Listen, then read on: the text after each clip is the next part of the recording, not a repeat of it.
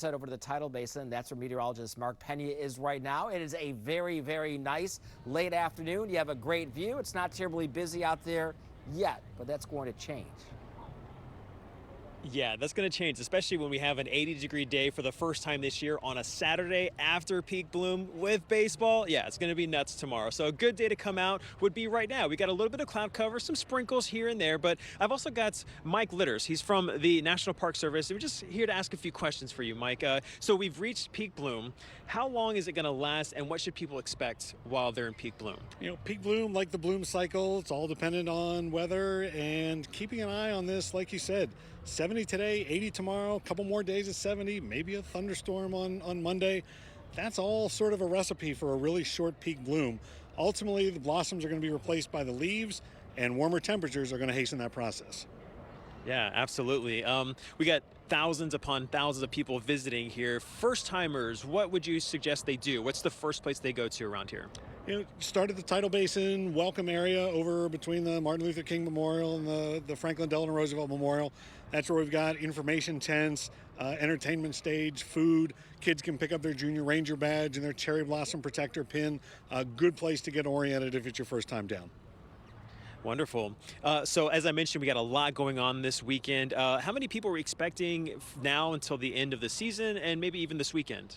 So the city estimates more than 1.5 million people come down over the 3 weekends of the festival. Obviously, probably a majority of those come down while the trees are in bloom.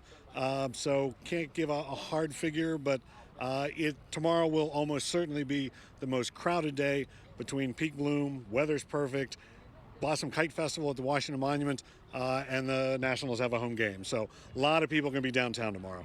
Yeah, and for good reason. And then one more question. Y'all nailed the peak bloom prediction today. What went into that prediction, and what all just goes into those predictions? So to make the prediction, we're looking at a number of things. Obviously, we're looking at near and long-term temperature forecasts because temperature is ultimately what drives the trees to bloom.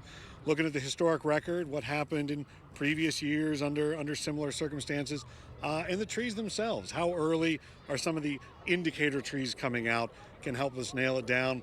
And then once it all starts, our natural resource manager has about 250 trees that she keeps an eye on, counts every morning, every afternoon to see which ones are in bloom. And when 70% of those trees are there, we declare peak bloom as we did this morning. Wonderful. Thank you, Mike. Mike Litters from the National Park Service. And as he mentioned, yeah, great time. Check out the cherry blossoms today. The weather is perfect. A little cloudy, maybe some showers later on, but overall a nice day. And, we're going to continue to monitor this, and I'll have details more on what to expect for the cherry blossoms in the Tidal Basin coming up later in the newscast. Back to you.